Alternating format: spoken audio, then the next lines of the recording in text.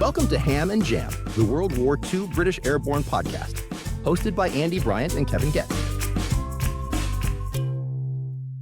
Hello again, listeners. I'm Andy Bryant, and welcome to a very special episode of Ham and Jam. Now, it's a special episode because not only is this the first episode of season 2 of the podcast, but it's also our first year anniversary, believe it or not. And we've been joined by a very special guest to help us celebrate that, but more of that in a moment. Now, I'm not alone in our virtual pub lounge at the Horsa and Groom. I'm joined as ever by my good mate and wingman, Kevin Getz, who's going to tell us all about our special guest. But in the meantime, Kev, how are you doing? Andy, I'm doing fantastic. Happy 1-year birthday to the podcast, and I'm dressed appropriately for the occasion. I am kilted, and I have my Dennison on. So absolutely, I'm ready to go. Listeners, you may know our special guest. He's the author of Command and Arnhem Black Tuesday. He's half of We Have Ways of Making You Talk, and he's known for his comedic take on pub landlords. And Andy, you and I have yet to ask our landlord here at the Horsa and Groom what his thoughts are on that. But Andy, let's welcome Al Murray. Al, thanks for coming on the podcast with us. It's a pleasure. Thanks very much for having me. Yeah, brilliant stuff. Thanks, Al, for taking a seat with us at the Horsa and Groom. So, you're the special guest. What are you drinking? Well, I've got a little cup of Hotspur here. Something, a short measure, but highly effective. Great stuff. Kev, what are you drinking? Well, Andy, I'm going with Killian's Irish Red Ale. So something different. Excellent stuff. Oh, let me guess what you're drinking, Andy. Well, it is a very special episode. And because it's a special episode, I will be drinking 2 pints of Guinness. Anyway, gentlemen, as is our tradition, if you'd like to raise your glass, cheers. Cheers. Cheers, fellas. Al, the first question I want to ask you is, for those of us that are over in the States who may not know, what is your connection with British Airborne? Well, my father, who's still with us, is 88 years old now, was an airborne sapper in the 1950s, 60s and 70s. So he joined the army in 1956 for his national service, went into the Royal Engineers, was commissioned at Sandhurst, and then he went to Cyprus because that's where we were trying to put out some of the post-imperial brush fires that were going on after the war. And he worked in counterinsurgency there. They kind of did what they wanted, or were sent to troubleshoot and all this sort of thing. And he, as a result, he stayed in the army, but in the reserve, in the territorial army, and gravitated straight to the equivalent in the reserves, 131 Squadron, Royal Engineers. And I remember him from when I was, 4 or 5, going to watch him jump out of the balloon. I remember him going off at the weekend in his maroon beret and his Dennison. And I remember going to see the parachute regiment being given its new colours in, I think, 1975, and the Queen there, and, this sea of maroon and all this sort of stuff. And so, to me,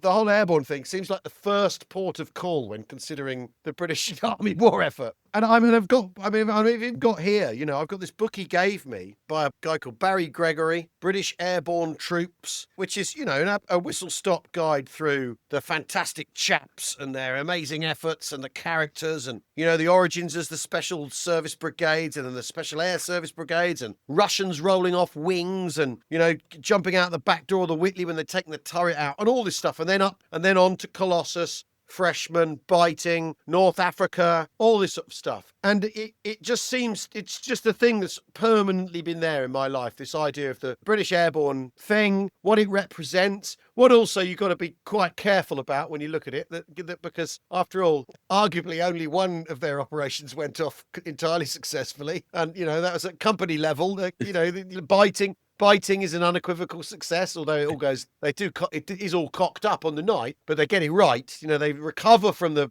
bad drop, which is interesting in itself. So it's always been this thing, right? I know when my dad left the army, or left the territorial army, it sort of went on the back burner for him. But since I've got really much more involved in Second World history, it's been a thing I think he's been interested in. And he in recent years, and the history side of things also, not just the culture of it, but he in recent years, it's 20 years ago now, I think, he started looking into what happened to my mother's father, because my mother's father was in the Ox and Bucks Light Infantry, who are, of course, connected to the airborne story, and was in the territorial battalion, again, the Bucks battalion, that was destroyed outside Hazebrouck. Oh, it's destroyed in a town called Hazebrouck, which is outside, on the way to Dunkirk. If you're running away from the Germans, it's on the way to Dunkirk. And he got into researching what actually happened at that battle. And some of the guys, and I remember going to this commemoration 20 years ago, some of the guys I met there had been in the Operation Tonga gliders for the coup de main at Pegasus and Horsa with D Company, with Major Howard. And that connection from my mother's father's regiment and then my dad's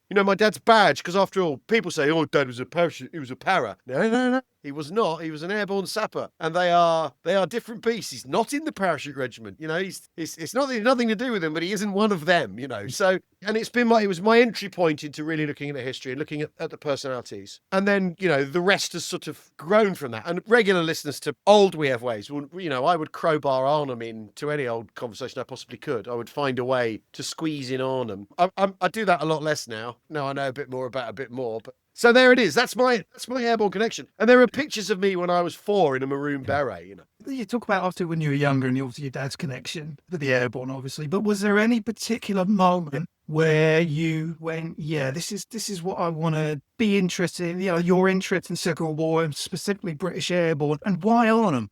Well, because Dad took me to see A Bridge Too Far. Because Dad's squadron quartermaster was John Humphreys, who died only a couple of years ago, wrote that book, The Last Para, who was at the bridge with Eric Mackay and would say, well, Captain Mackay said it was going to be a disaster, so he made us all carry twice the ammunition, So he was directly connected to it. So when we went to see and Mackay had been, I think, his brigadier at one point. He'll tell you a story about being bollocked by him. Essentially, we went to see the film in the cinema when I was 8 or 9, and Dad was going to just make sure that they kind of got it right, and he found there was plenty wrong with it. I muttered a lot about the RAF in the true style of a British airborne soldier, all their bloody fault. And so from then on, Arnhem was this sort of like, for my O levels, I did a project. We were allowed to do a project. Pick whatever you want. I did Arnhem and went to Kew and read the battle diaries, and all that sort of stuff, which was a fantastic way of being connected with it. And then even when I wasn't really into the history, and I was very busy doing the stand-up, and I spent a good 10 years with my eyes down simply on stand-up and being completely not interested in anything else. If a new Arnhem book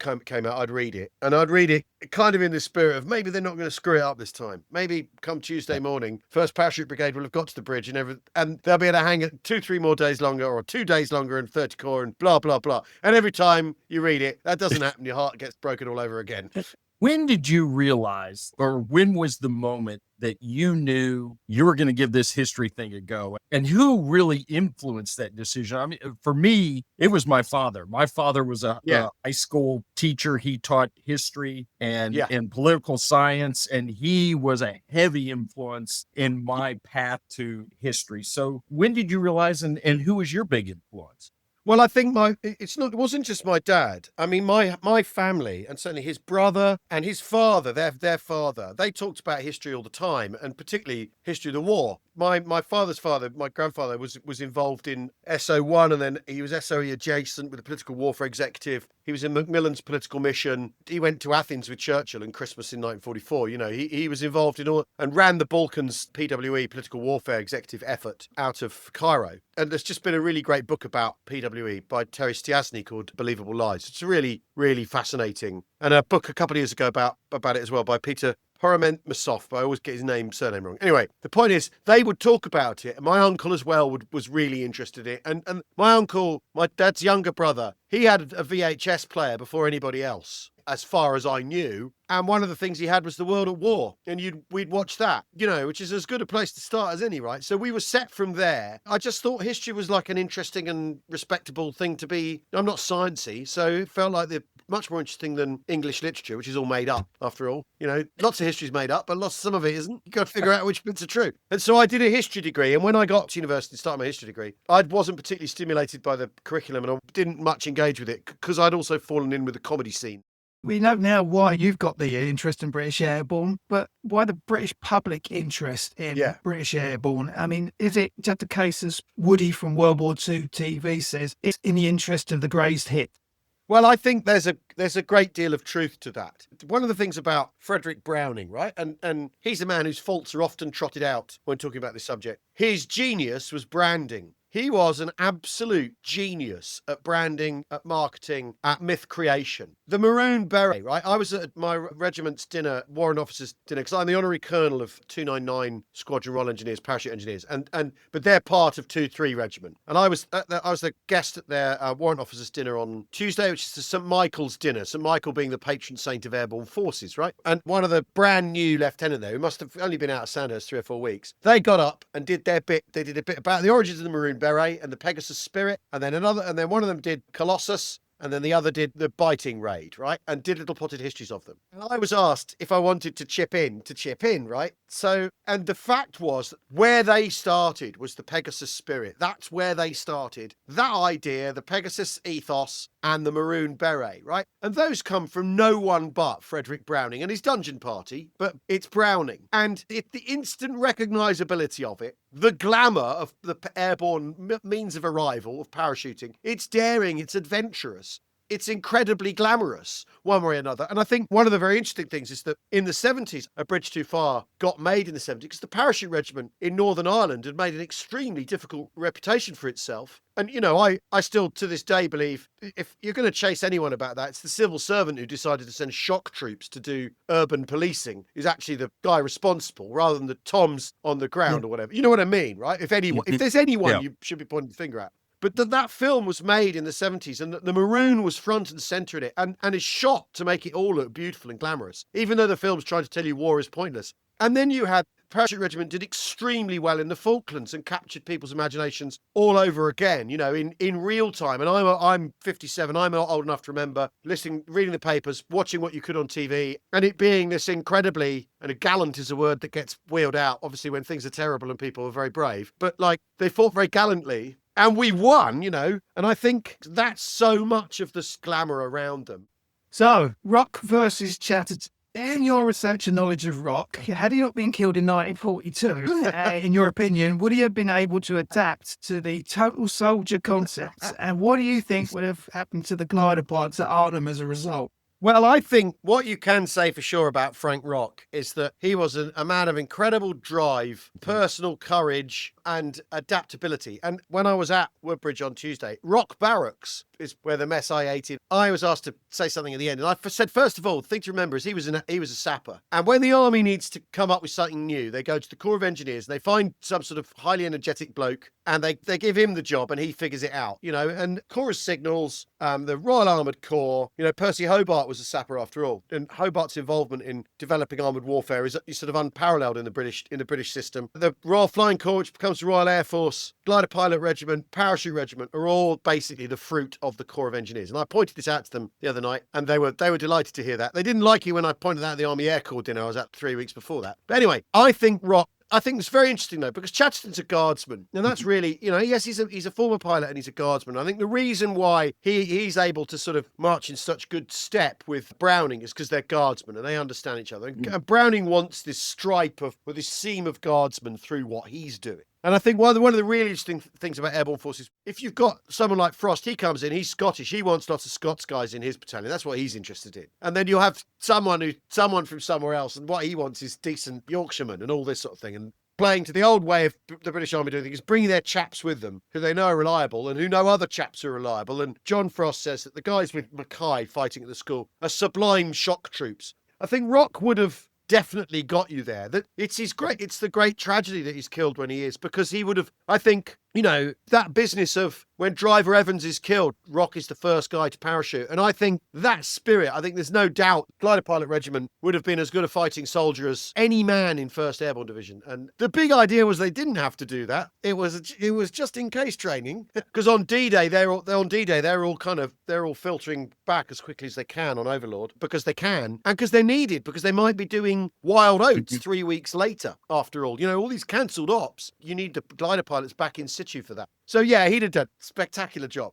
But the characters that this new arm attracts, I think, are all very, very interesting. Yeah. Kind of go through and tell our listeners the process that you went through to create the idea of Black Tuesday. I mean, my gosh, the number of books and everything that's out there. Was it an easy process for you to say, okay, this is what I want to do, knowing that this topic has been covered ad nauseum? Yeah. Well, a lot of it was to do with the nauseam, to be honest. Basically, I always felt at some point I was going to end up writing about Arnhem. And in the memoir I wrote, it's quite a long time ago, called Watching War Films with My Dad, I do talk about Arnhem a bit. as the sort of, talking about as my entry point into the Second World War history interest. And I thought, I'm going to have to write about this in the end. I'm going to have to do it. But my problem with it is, and it was very interesting, there was a review of Anthony Beevor's book that I read, which said the problem is, in the way the book's written, is that the last sort of 3-4 days, from the Wednesday onwards, certainly the Thursday, Friday, Saturday, are kind of repetitive. And the war diaries are kind of repetitive. Once they've shortened their lines on the Thursday and you're in the perimeter and in the thumb, it's kind of the same. It's same shit, different day. The book,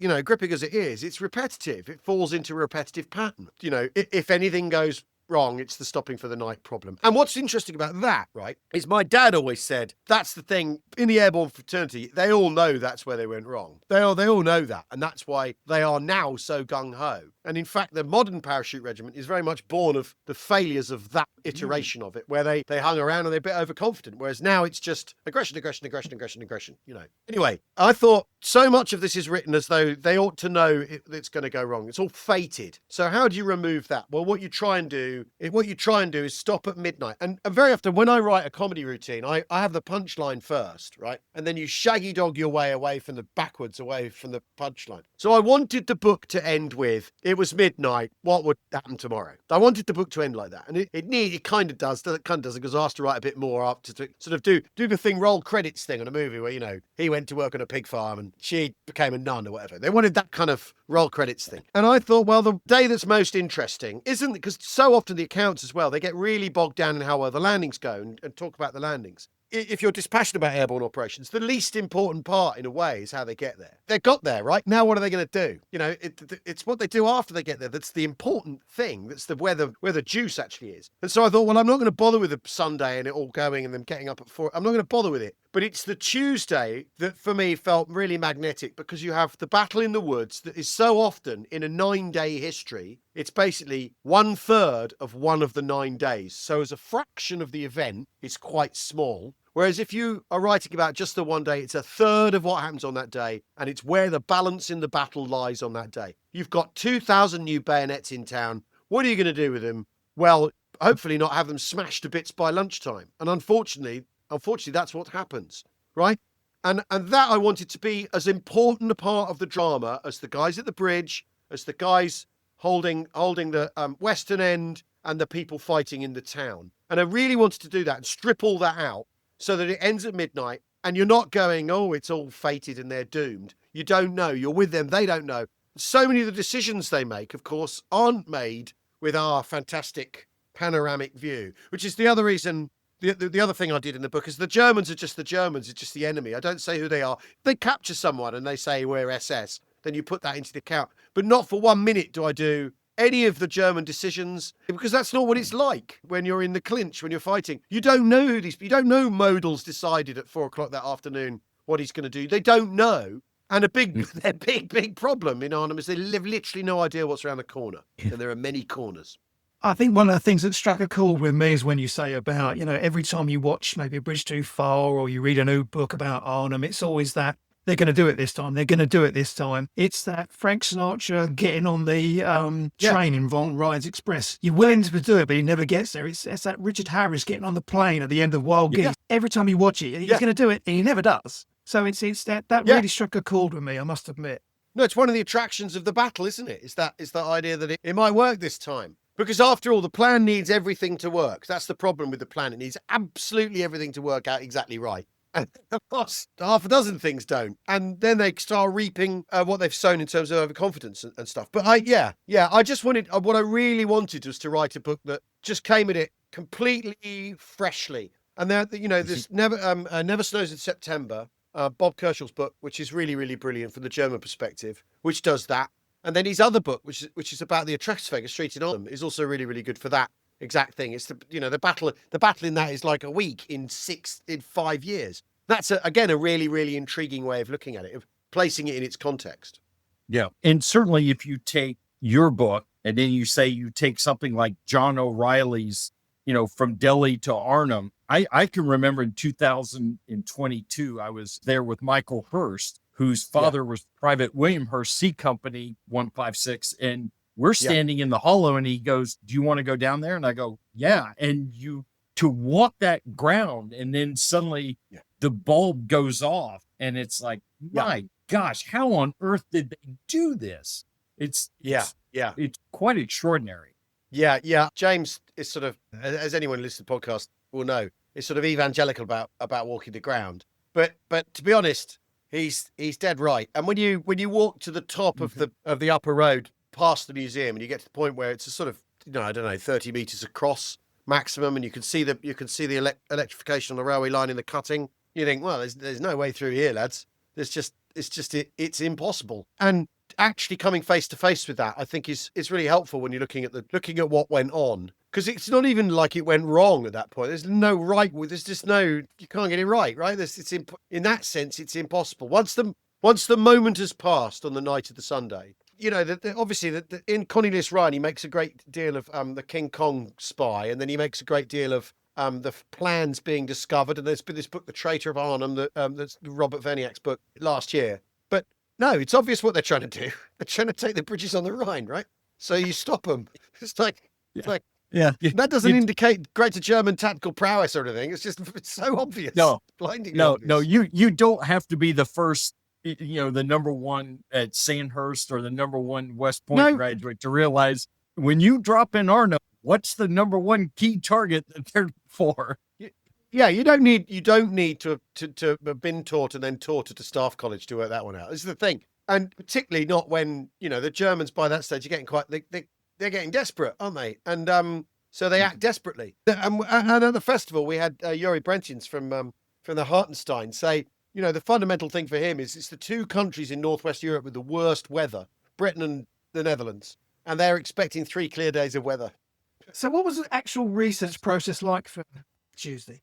Well, I read pretty much everything I could get my hands on, and all those books like Desert Rise, all those books about the specific units that exist, those large form books, which are all amazing. I went on Paradata a lot and sort of looked at people's accounts and sort of follow the breadcrumb trails. I looked at the Cornelius Ryan archive at Ohio University, where you can just go online and look at all his notes. It's amazing. And the questionnaire he sent out to people. Have you any amusing memories of the Battle of Arnhem? Literally in the questionnaire. And you can read them in the handwritten replies and then the typed up form. That is an amazing resource because it's from before A Bridge Too Far.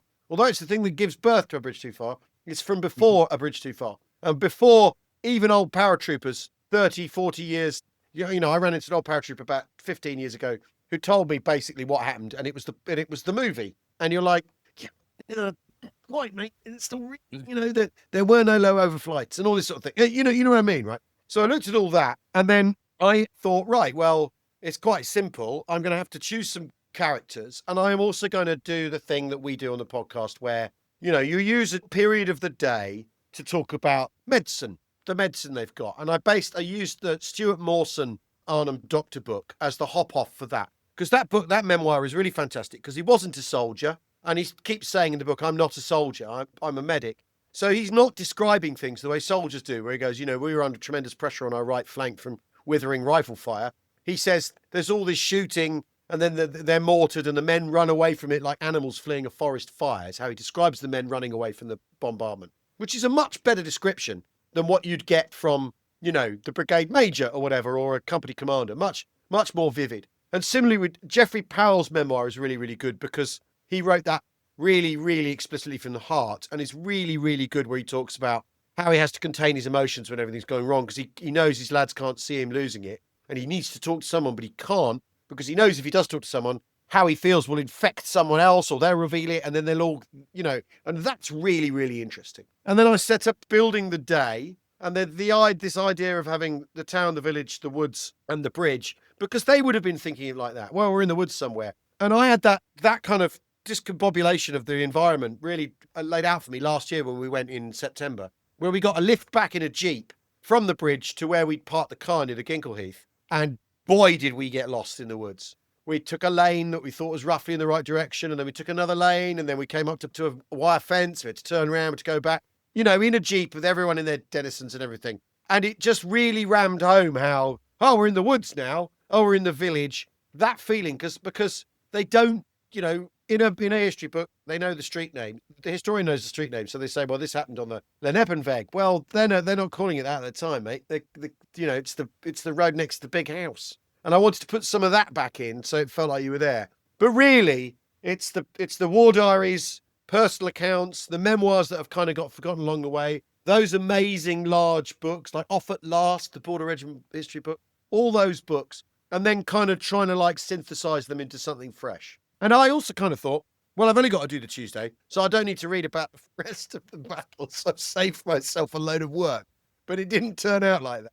Well, it's funny, you talk about getting lost. And one of the things that we did last year for the 80th, I met Andy for the first time, and we actually did a memorial walk at night. Brilliant. From the northernmost perimeter to the evacuation point. Right. I tried to slough off the responsibility of leading to Andy, say, you lead us. He goes, no, you do it. There was a brief moment where I'm leading, the 4 guys behind me, they all ducked behind a tree. And I turned, and this was south of the Tafelberg, and I turned around and there was nobody there. And for about 10 seconds, I felt like I was the only person there and it was, it was really a very odd, strange feeling. Well, the terrain and the street layout there and the it's surprisingly confused. It's quite confusing. And there's the high ground there and it drops down and all that. And that you don't get from looking at the maps at all. And, the high ground where Major Kane's like blowing stuff up and running backwards and forwards and all that sort of thing, which is set up east of the old church. It's really striking how hilly that bit is. And the streets don't conform to any kind of grid. They don't make you sense. I can completely see why even in the bit of the village that's the bit that's civilization, you might get lost. I get it. As you were doing your research, at any point was there a photo or a document, maybe a map that suddenly that was the gold nugget, that was the gold dust that validated you are on the right track with what you're doing? Yeah, absolutely. There was one document, and it sounds tangential, but it really, really isn't, which was a book, which was and it's on the Paradata archive, and it's the 6th Airborne wash-up from Normandy, right? Because so often, one of the things that gets said about market gardeners, the lessons of Normandy have been digested and all that. Quite clearly, one of the lessons is that they're not going to try landing at night ever again. It's just even though Normandy pans out, it's too difficult, it's too dangerous. You don't land cohesively and you don't get what you want. But the really, really, really fascinating part of the 6th Airborne wash-up is the stuff about gunnery. And they talk about how 6th Airborne are completely open about this. And bearing in mind, they have a naval forward observation officers with them from the start, the guys who've learned how to parachute and who come in and are calling in the guns, HMS Arethusa on the Merville Battery, whatever, right? Right from in their battle report, they say, right from the start, even when we had the naval guns at our beck and call, we are undergunned. We are undergunned. So we're not only are we light infantry, but we are wholly. They actually call their artillery coverage from the. They say they did terribly well and they did great shoots and they did everything we asked them. But the artillery power that we carry as an airborne division is wholly inadequate. Those 2 words, and not the anti-tank component. They said we still needed more, but we got away with it. But the actual firepower of what we've got for fighting the Germans in terms of the 75mm howitzer and, the light regiment that goes with each airborne division, wholly inadequate, right? And in the intervening months, what then happens is 1st Airborne sort of do this thing where they go, right, well, we're going to need more FOOs and we're going to need more people for talking to 2nd Army, strictly speaking, 2nd Army gunnery. So they recruit a load of people who are then sent on parachute training or stuck in gliders or whatever. And so they have got this whole body of people who can communicate when the guns come online, when 2nd Army get within range and they can deliver the mediums and the heavies, right? And as we all know, that doesn't really happen until the Thursday when they get the guns online. And actually that gunnery saves the division, prolongs its agony, stops them all going into the bag for about 4 days, but to finally run out of everything. And that was a real absolute green-lit moment for me. They're saying the gunnery isn't up to it. The gunnery is wholly inadequate. And they don't really, apart from calling more foos, do anything about it. And so much, James and I have talked so much about the Allied way of war is about preponderance of firepower, about using your artillery, not just to suppress, but to destroy and to deny and all this sort of stuff. And what you do is you get the Germans to counterattack. And while they're exposed counterattacking, you destroy them with your artillery. So it never has to come to the bit with bayonets and Piats and all that. Now, of course, that isn't always how it pans out in Normandy. but it's certainly the system, and it's certainly the thing that the Germans, they're all writing, Jesus Christ, if it wasn't for the gunnery, we'd be in with a chance here, right? And 1st Airborne Division don't have the heavy metal to fight the Germans. Doesn't matter who they are. Panzer SS, Volkssturm, it just doesn't matter who they are. They haven't got the means. And the gunnery, this isn't to say the light regiment, they do really well. They deliver on their Mike targets, particularly at the bridge when they needed to. But it's a 75mm gun's a pea shooter. Even the 25-pounder is good for denying people, but it's not good for destroying targets. And they simply don't have the firepower. And so you've really got to ask why they're even bothering with the light regiment component. Why not just take tons more mortars? Because mortars are more portable.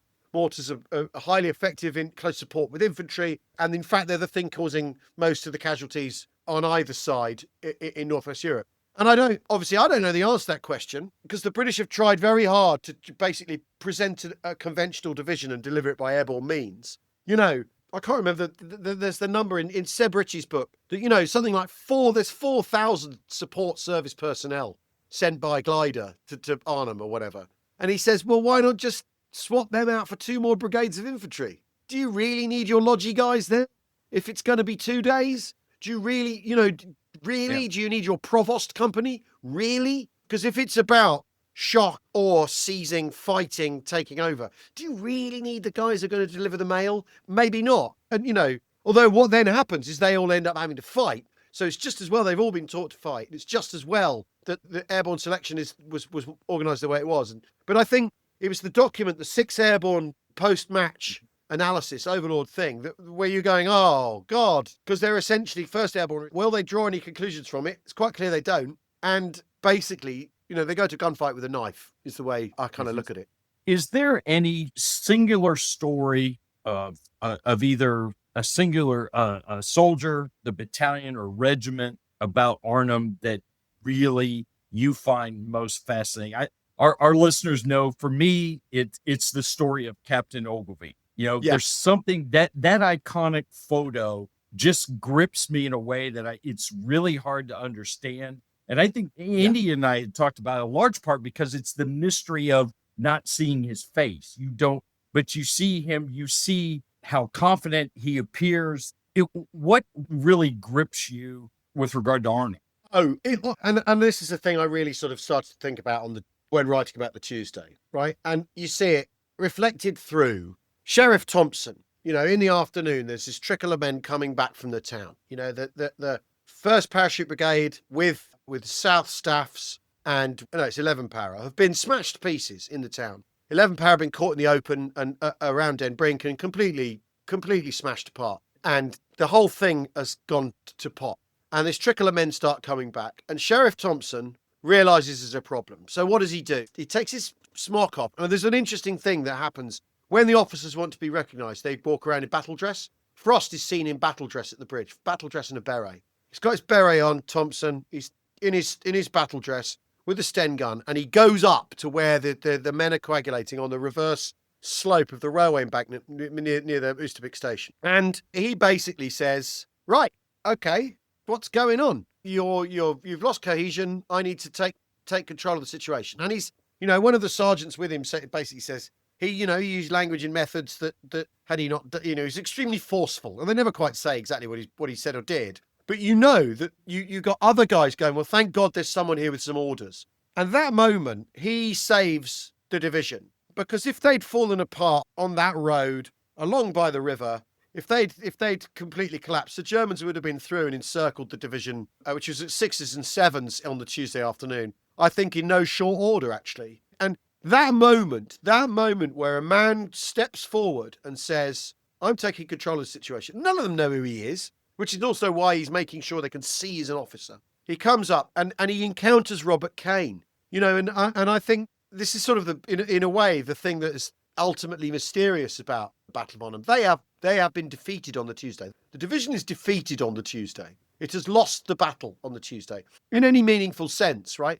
The guys on the bridge, they can't last much longer. They're not going to. And anyway, they're denying the Germans the use of the bridge rather than holding it. Let's be honest now, because by the evening, armour's coming over the bridge and attacking them. But then 3 o'clock that afternoon, when the supply drop comes in and goes horribly wrong, they are defeated. But for some reason, somehow, they carry on fighting until the following Monday. And Robert Kane is encountered by Sheriff Thompson. And he says, Kane looked nothing like a potential VC winner that afternoon. And, he's being cryptic. And Kane talks about how he was blubbing like a baby at one point. And I think I wanted to write about that because Robert Kane, it's crazy what he does. But it's all the more amazing because on the Tuesday, he's had it. He can't go on. He doesn't want to go on. His battalion has been destroyed around him. He's escaped by the absolute skin of his teeth. He's been involved in the fighting at the monastery, or the museum, which is so disastrous. He's seen everyone killed around him. He gets back to Den Brink and then they're attacked again. Right? I mean, it's just end of world stuff. And yet somehow, the intervention of a man like Thompson saying, pull your socks up, chaps.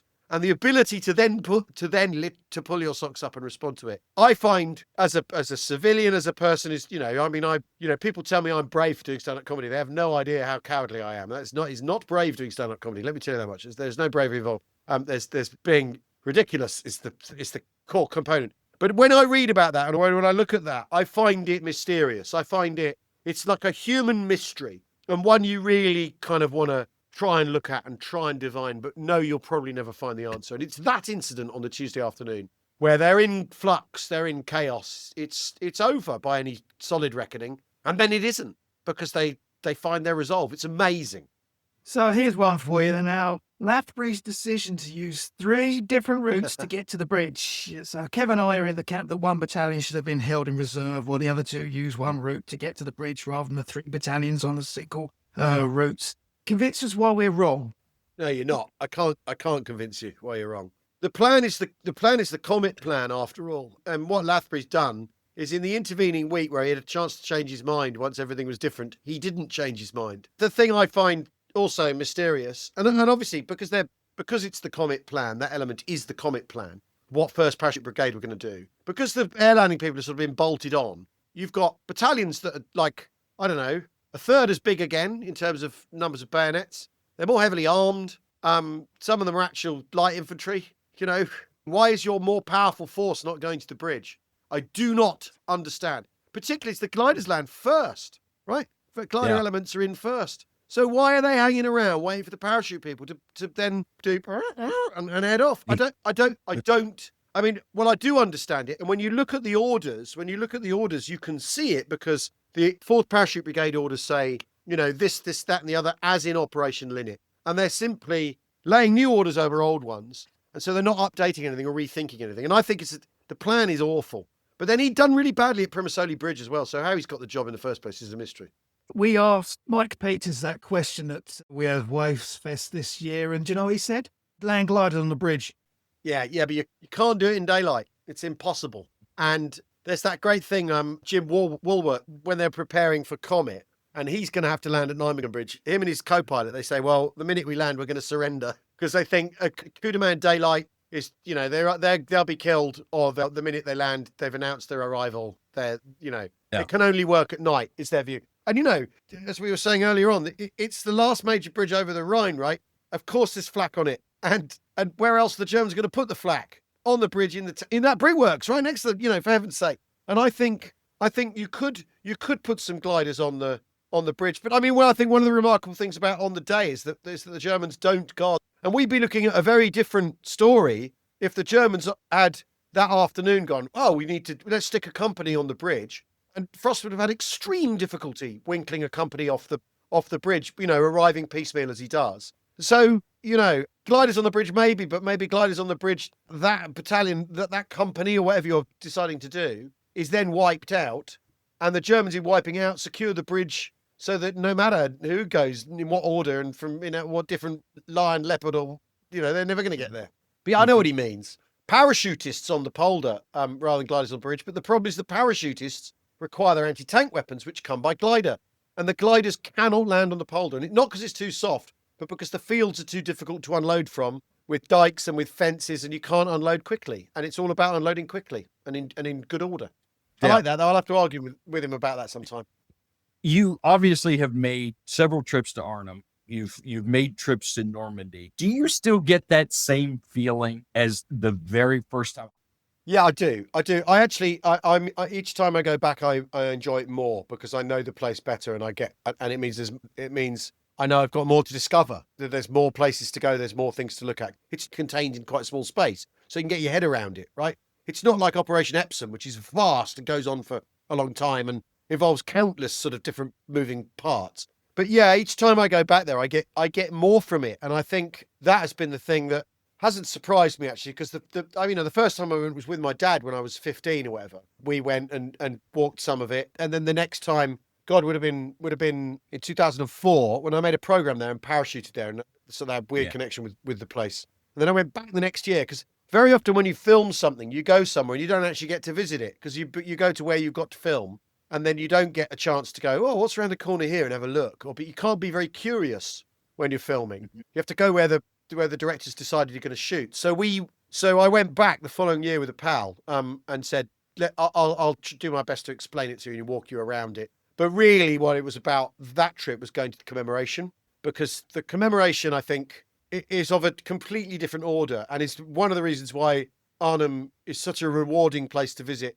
in terms of its culture. And, which is, you don't need to know about the battle. The remembrance culture there is a sort of case study in itself, and fascinating and moving and quite challenging, actually, in terms of how we look at our remembrance ourselves. Yeah, and to your point, I can remember, last year, it was the first time I'd met Andy in person, and we went to the brickworks, and it was, and man, was it ever extraordinary to be there for the first time to see the brickworks, which probably in large part gets ignored by most people who go there because they want to go to the bridge. And I just thought, wow, what an amazing experience to see this for the first time. Yeah.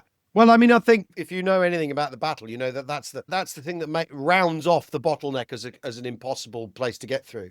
The fact that the Germans can direct fire onto all of your entry points into the town towards the bridge, and you can't really do anything much about it. You can't engage them. You can't storm the brickworks and turf them out. That's just not an option. I mean, I've never been, so I mean that's very smart of you. I'll have to go next time to go and have a look and see it laid out where the ground scoops up on the embankment and see the scale of the problem. Obviously, Arnhem is a battle that has lots of myths around it. What is the one that whenever you hear it, you really grind your teeth and you just want it to go away? Oh, that they had this intelligence and it didn't find its way down to the battalions. And if only they'd known there was armour there, yada, yada, yada, right? And of course, you know this, I know this. It's the wrong way round that. The reason they beef the operation up is because if they're worried about who might be in the neighbourhood, right? That's why it goes from Comet to Market Garden. They know they're going to need more people there. That's also why they take 17-pounders in Hamel cars front-loaded, because that's basically the bit of the 6th Airborne after battle report they know they can act on. I mean, their recce squadron isn't geared to using armour like 6th Airborne recce squadron. They're not using Tetrarchs, but the Hamel cars are turned over to 17-pounders. And of course, the irony there is that one of those 17-pounders, I think, fires 2 rounds in the entire battle, and all that opportunity cost in that one glider, right? Anyway, and the myth of the overflights, but really it's the myth that they don't know. And if you look at the first parachute brigade orders, it says elements of Panzer SS in the neighbourhood. It says it. They're here. Expect you're going to run into them. And so when it's this whole, the information was withheld, it absolutely was not. And the interesting thing about that is you do have some people after the battle, involved in the battle, who knew perfectly well what those orders were, saying that. And I find that quite interesting. Because obviously when things go wrong, you've got to find someone at fault. And the Brian Urquhart story, I think, is very, very interesting because you cannot find, the overflights he supposedly ordered, the low-level flights he supposedly ordered, and they haven't been found in the RAF logs. They haven't been found. Now, that doesn't mean that it didn't happen, but the RAF did write everything down in the Second World War. Everyone who got in an aeroplane, they wrote literally everything down. They know who everyone was, where everyone was, and who was going where, and what, and how, and why, and when, and what for, and whether they came back or not, right? So that part of the story is just a kind of bit, and you hear it trotted out. And I've heard it trotted out by a veteran who was there quite a few years ago, and you're like, yeah, but we know it didn't happen. We know now it didn't happen. And then his daughter said, don't you dare contradict someone who's at the Battle of Arnhem. And think, all right, fine, I won't then. But where does that take where does that take historical inquiry? I said loftily, but you know what I mean. You find that it's the one they knew they knew and they didn't pass it on. It's just balls. It's not true. They knew and they thought it would be okay. They knew and they thought the Germans are in such disarray, this will work. They knew and they thought Second Army, will be able to do the distance in 2 days because 3 weeks ago, 11th Armored did 90 miles in a day. It's doable because this is the situation we're in, the state of disorganisation, flux and collapse that the Germans are gripped by. So that's why they went, yeah, they'll be all right. Because their view was the Germans are all over 6s and 7s. It'll be fine. But they knew they were there. They were expecting them to be there. And of course, the thing about armour is it moves. I mean, it's not rooted to the spot. But that's the one for my money. Yeah, I mean, actually, you've pretty much answered my next question, so I'm probably going to have to defer to Kev. Do you want to put the last question in, mate? Sure. So we're going to jump ahead. And why, in your opinion, do you think that varsity just doesn't hold the prestige as Mallard and Tonga or a Market Garden? And in your opinion, is this the culmination of this airborne doctrine where it's finally has morphed into this? Or is this just complete overkill, didn't need to do it? No, I think it's the former, and I think it's the ideal set of circumstances to deploy it. They've learned it's very interesting. They have learned the lessons of Arnhem. There's no doubt about that, and of D-Day, and of Overlord Mallard. And the key lesson is that you only land in one go what you can land in one go. They sack off an American Airborne Division because they know they can't do it in one lift.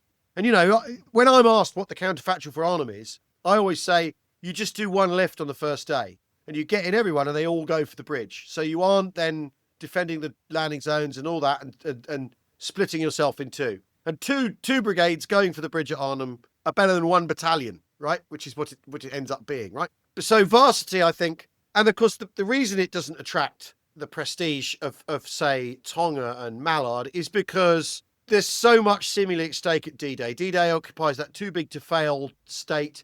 It's this amazing Phoenix from the Flames moment for the British Army. 4 years ago, complete disarray. June 1940, Churchill writes his memo saying, I need an airborne force of 5,000 raiders. And in 1944, you've got 3 airborne divisions, Allied airborne divisions, pulling off stuff the Germans can't even dream of achieving. I think it's very interesting. The Germans do that thing where they never, in a strange way, they never progress. They never come up with a parachute they can land someone with kit with. They never get bigger than the little glider they got, apart from the Gigant. They don't have a Horsa equivalent, like a proper assault glider. They just never get there. And so the Allies take all their ideas, progress them, put them on steroids, and deliver them. And Overlord is that moment. It's that Phoenix from the Flames moment. Whereas there's a sense that Varsity is kind of like, and certainly it's the sense you get from it as part of the campaign, is they get it done, they carry on. There's no high-fiving themselves and saying, well, today was the day of days. It's like, well, we got that done. Okay, and 6th Airborne basically fight there for a day and a half, and then they go, right, well, we better steal some transport because we're in the van now and we're going to have to marry up with these Grenadier Guards and the 6th Armoured Brigade, isn't it? And all this sort of stuff going on. They're then part of the pell-mell advance to the Baltic. And I think, in a way, the fact it doesn't draw attention to itself is because it is so successful and it's not touch and go. It's bad news for the Oxford Bucks. They have a very, very bad day landing, they're terrible casualties. But it's successful and on you go. And I think that's the reason why Varsity kind of falls off the map. And anyway, for airborne forces, it's 2nd Parachute Brigade who are showing the way for post-war, showing what you do, which you've got them as rapid deployment. They go to Greece to intervene and prevent a civil war. They're not doing the big shows like the 2 airborne divisions. They're doing these things where they're plopped in, they're rapid deployment, like 16 Air Assault's role now. And I think, in a way, Varsity is the last of those big shows. It's the end of that era and the moment passes. So that's maybe why it gets forgotten. Well, it's funny you just mentioned 2nd Independent Parachute Brigade, Al, because that is actually the subject of our very next episode. We are actually going to be talking to Dr. John Greenacre about Operation Manor. So, oh, brilliant! Oh, fantastic! Excellent. Well, that's really cool because they do get overlooked, 2nd Brigade. So that's really, really good. Yes, I'll have to listen to that. It is a good one, but then again, I would say that, wouldn't I? Yeah. Well, why not? Anyway, gentlemen, we could stay here all night, but unfortunately, time, gentlemen, please. Well, what more can I say to that? I think we just got the call. So Yeah, I mean, it's really good to talk about this, to come back to, because I did when I finished the book, my view very much was, right, that's it, no more paratroopers, right? Done with bloody paratroopers, no more. But it's so compelling, it's so interesting. I got given this the other day, Airborne Engineers, just the history of, the airborne sappering effort post-war, really. There's stuff about, the first chapter's about the war, but then everything they've done since and all the stuff they've got up to, which is so interesting. And then obviously I've got Lindsay's Paratroopers, which is the John O'Reilly book, yes, which again, that's one of those books. When I'd finished Black Tuesday, when I was doing PR for it, you get all these people writing, going, well, my uncle was there. Would you like? And you're like, where were you a year ago? God damn it. And that book falls squarely into that category because it's so good. Yeah. So exhaustive. But there we are. Well, thanks ever so much, Al, for joining us on our anniversary episode. I don't think we could have got a better guest. Do you, Kev? It's my pleasure. This was just, I can't think of a better way to spend a Thursday afternoon. Thank you so much. Well, a perfect Thursday evening for me, as I admire my maroon lid. There we go. I've only worn this once in anger. So it just remains for me to say thank you to our listeners for tuning in. Thanks again to Al for joining us. So, gentlemen, if you'd like to raise your glasses, cheers. Cheers. Ham and jam. Ham and jam. Thanks for listening to Ham and Jam. If you enjoyed this episode and want to help Andy and Kevin make more, please support them on patreon.com. Please take your glasses back to the bar.